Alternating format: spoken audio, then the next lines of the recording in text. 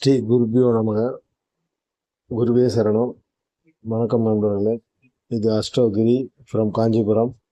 இந்த வீடியோவில் நம்ம என்ன பார்க்க போகிறோன்னா தாராபலன். தாரான நட்சத்திர பலன்.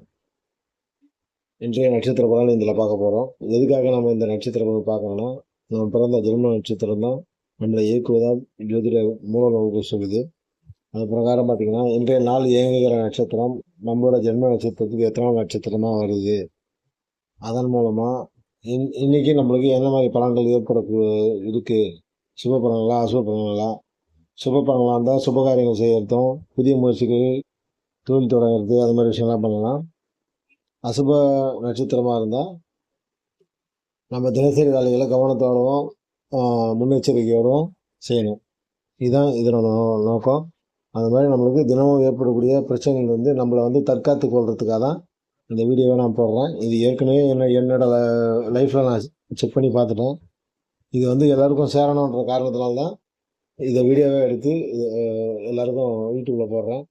எல்லோரும் முடிஞ்ச வரைக்கும் எல்லாருக்கும் ஷேர் பண்ணுங்கள், சப்ஸ்கிரைப் பண்ணுங்கள். வீடியோக்குள்ளே போகலாம். பராபரவுடன் வைகாதி மாதம் 30ஆம் தேதி சனிக்கிழமை, ஆங்கில தேதி 13/6/2026. திதி பார்த்திங்கன்னா பிற்பகல் 2:30 வரைக்கும் பிரியதசி, பின்பு சதுர்தசி. நட்சத்திரம் பார்த்திங்கன்னா கிருத்திகை. சந்திராஷ்டம நட்சத்திரம் பார்த்திங்கன்னா அஸ்தம். இதில் வழிபாடு என்ன பண்ணலான்னு பார்த்தீங்கன்னா, சிவபெருமான வழிபாட எண்ணெய் தெளிவு உண்டாகும். இதற்கெல்லாம் சிறப்பு. கடன் தீர்க்க உகந்த நாள், தானியங்களில் களஞ்சியத்தில் சேர்க்க உகந்த நாள், சுரங்கம் பெற்ற நாள், நல்ல நாள், கடன் கொடுக்க ஏற்ற நாள். இதெல்லாம் பொதுவான பலன். இன்றைய நாளோட நட்சத்திரம் கார்த்திகை நட்சத்திரம். அப்போது கார்த்திகை நட்சத்திரம் பார்க்கும்போது ஜென்மதார நட்சத்திரங்கள் பார்த்தீங்கன்னா கார்த்திகை, உத்திரம், உத்திராடம். இந்த 3 நட்சத்திரக்கும் ஜென்மதாரன்னு பார்க்கும்போது மனக்குழப்பம், சோம்பேறித்தனம், பதற்றம் இதெல்லாம் நம்மளுக்கு இருக்கும். செய்ய வேண்டியவைன்னு பார்த்தீங்கன்னா, கோயிலுக்கு போகலாம், பரிகார பூஜைகள் பண்ணலாம், சொத்து வாங்குறதுக்கு, பத்திரப்பதிவு செய்கிறது, முதலாக பதவி ஏற்றுறதுக்கு இதெல்லாம் செய்யலாம். செய்யக்கூடாதுன்னு பார்த்தீங்கன்னா, முடிவெட்டுவது, எண்ணஸ்தானம் செய்தல், சீர்புருஷ சேர்க்கை, திருமணம், சீமந்தம், காது குத்து, முடியெடுக்குதல், கட்டிங் ஷேவிங்கு, மருந்து சாப்பிடுதல், அறுவை சிகிச்சை பண்ணிக்கிறது, இதெல்லாம் இந்த தாரையில் பண்ணக்கூடாது. அடுத்தது பார்த்தோன்னா சம்பத்து தாரை. பரணி, பூரம், பூராடம் இந்த 3 நட்சத்திரக்கும் சம்பத்து தாரை. சம்பத்து தாரைன்னு போகும்போது நம்மளுக்கு பொருள் கிடைக்கும், காரிய சக்தி ஆகும். இது சுமமான தாரை. இதில் சுபகாரியம் அனைத்தும் செய்யலாம். புதிய முயற்சிகள் கைகூடும். வீடு மனை வாங்கலாம், பேங்க்கில் அக்கௌண்ட் ஓப்பன் பண்ணலாம், ஷேர் மார்க்கெட்டில் இன்வெஸ்ட் பண்ணலாம். புதுசாக மனை வாங்குறது, வீடு வாங்குறது, இது மாதிரியெல்லாம் செஞ்சோன்னா நம்மளுக்கு செல்வம் பெருகும். தொழில் சம்மந்தமாக வெளிநாடு போகிறது, வெளியூர் போகிறது, புதிய தொழில் தொடங்குறது, இதெல்லாம் இந்த தாரையில் பண்ணலாம். இது சுபதாரை. அடுத்தது பார்த்திங்கன்னா விபத்து தாரை. விபத்து தாரை பார்க்கும்போது அஸ்வினி, மகம், மூலம் இந்த 3 நட்சத்திரக்கும் விபத்து தாரை. விபத்து தாரைன்னு போகும்போது நம்மளுக்கு எண்ணங்கள் எப்படி இருக்குன்னா, கோபத்தால் காரிய இழப்புகள் ஏற்படும், வாய்ப்புகளை தவறுறது, மனக்குழப்பம், வீண் அலைச்சல், பொருள் விரயம், எதிர்பாராத விபத்துகள், விபத்துக்கு ஈக்குவலான ஒரு மன உளைச்சல், இதெல்லாம் இந்த தாரையில் ஏற்படக்கூடிய வாய்ப்பு இருக்குது. அப்போ என்ன பண்ணணும்னா, சுபகாரியங்களை இதில் தவிர்த்திடணும். சுபகாரியங்களை தவிர்த்துட்டு புதிய முயற்சிகள் எதுவும் பண்ணாமல் நம்ம ரெகுலராக பண்ணுற வேலைகளையே கவனத்தோடவும் முன்னெச்சரிக்கையோடவும் செய்யணும். இந்த கோபம் இதெல்லாம் எப்படி தவிர்க்கலாம்னா, தியானம் கற்றுக்கிறது மூலம் இதெல்லாம் தவிர்க்கலாம். தியானம் கற்றுக்கினா இந்த தாரையில் வரக்கூடிய பிரச்சனைகளை நம்ம தவிர்க்கலாம். செய்யக்கூடாதுன்னு பார்த்தோன்னா, புதிய வாகனங்கள் வாங்கக்கூடாது, இரவு நேர பயணம் செல்லக்கூடாது, அதிவேகமாக வாகனங்களை இயக்கக்கூடாது. இதெல்லாம் இந்த தாரையில் பண்ணக்கூடாது. அடுத்ததாக பார்த்தீங்கன்னா சேமதாரை. ஆயில்யம், கேட்டை, ரேவதி இந்த 3 நட்சத்திரக்கும் சேமதாரை. சேமதாரைன்னு பார்க்கும்போது இன்றைய நாள் நம்மளுக்கு எப்படி இருக்குமோ, ஆரோக்கியமான மனநிலையும் மகிழ்ச்சியான நாளாகவும் இது இருக்கும். இது சுபகாரியங்கள்லாம் செய்யலாம், புதிய முயற்சிகள் செய்யலாம், வீடு, வாகனம், ஆபரணம் இதெல்லாம் வாங்கலாம், வாங்கிய கடனை திருப்பி கொடுக்கலாம். அப்படி கொடுத்தோம்னா அந்த கடன் முழுவதுமாக அடைஞ்சிடும்.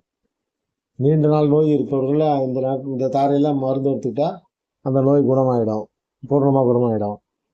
அது பாதியில் நின்ன கட்டிட வேலைகளை தொடர்ந்தோம்னா அந்த கட்டிட வேலை நல்லபடியாக முடிஞ்சிடும். அனைத்து சுபகாரம் உகந்த தாரை இது. அடுத்தது பார்த்தீங்கன்னா பிரத்யேக தாரை. பூசம், அனுஷம், உத்திரட்டாதி இந்த 3 நட்சத்திரத்துக்கும் பிரத்யேக தாரை.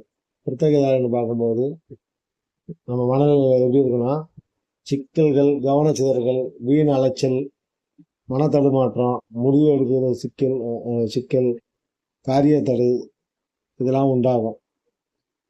அப்போது என்ன பண்ணோம்னா, நம்ம அனைத்து சுபகாரியங்களை தவிர்த்துட்டு தினசரி பணிகளை வந்து கவனத்தோட முன்னெச்சரிக்கையோடும் பண்ணணும்.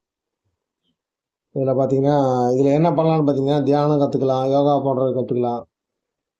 என்ன செய்யக்கூடாதுன்னு பார்த்தீங்கன்னா, பணம் கொடுக்கல் வாங்கல், தொழில் ஆரம்பிக்கக்கூடாது, தொழில் விருத்தி பண்ணுறது, தொழில் சம்மந்தமாக வெளியே போய் எதனா பொருள் வாங்கிட்டு வர்றது, நிலம் வாங்கிறது, இந்த முயற்சிகள் எல்லாத்தையும் தவிர்த்துடணும்.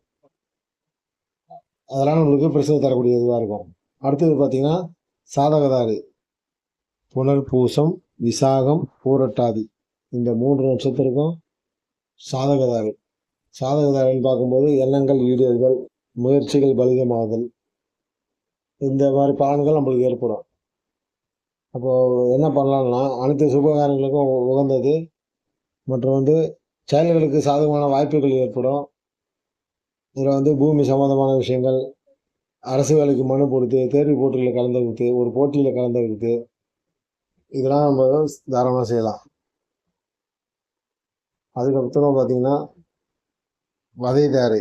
வதைதாரைன்னு பார்க்கும்போது திருவாதிரை, சுவாதி, சதயம் இந்த 3 நட்சத்திரத்துக்கும் வதைதாரை. வதைதாரைன்னு பார்க்கும்போது நம்மளோட மனநிலை, நம்மளுக்கு ஏற்படைய எண்ணங்கள் எப்படி இருக்குன்னா, உடலில் சோர்வாக இருக்கும், மனதில் இன முடியாத கவலை இருக்கும், பணிகளில் நாட்டம் இல்லாமல் இருக்கும், கஷ்டம் தரக்கூடிய ஒரு நிலை உருவாகும். இதில் என்னென்ன பண்ணக்கூடாதுன்னா, கடன் வாங்கக்கூடாது, கடன் கொடுக்கக்கூடாது, மருத்துவ பரிசோதனை செய்யக்கூடாது, மற்றவங்க கூட யாருக்கிட்டும் சண்டைக்கோ அது மாதிரிலாம் போகக்கூடாது, திடீர் வெளியூர் பயணம் செல்லக்கூடாது. அனைத்து சுபகாரியங்களும் தவிர்க்க வேண்டிய தாரை இது. இதனால் வந்து தினசரி நம்ம என்ன வேலை செய்கிறோம், வேலைக்கு போகும் முன்னெச்சரிக்கை நடவடிக்கையோட எல்லாமே யோசித்து செய்யணும். எப்படி போகலாம், என்ன பண்ணலாம்ன்றதுலாம் உஷாராக செஞ்சோம்னா நம்மளுக்கு வரக்கூடிய பிரச்சனைகளை தவிர்க்கலாம். அடுத்ததாக பார்த்தீங்கன்னா மைத்திரதாரை. மிருகசீரிஷம், சித்திரை, அவிட்டம் இந்த 3 நட்சத்திரக்கும் மைத்திரதாரை. மைத்திரதாரைன்னு பார்க்கும்போது தெய்வ அனுகூலம் கிடைக்கும், புதிய முயற்சிகள், புதிய செயல்கள் இதெல்லாம் வந்து இதில் வந்து தவிர்க்கணும். புதிய முயற்சிகளை தவிர்க்கணும்.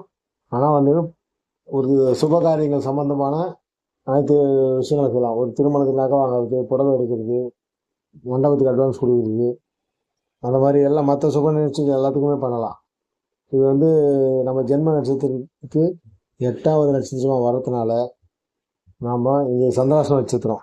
அதனால் வந்து இதில் வந்து கல்யாணம் அது மாதிரி முக்கியமான நிகழ்வுகள் பண்ண மாட்டாங்க. அந்த சுபகாரியங்கள் சம்பந்தமான மற்ற பணிகளை வந்து செய்வாங்க.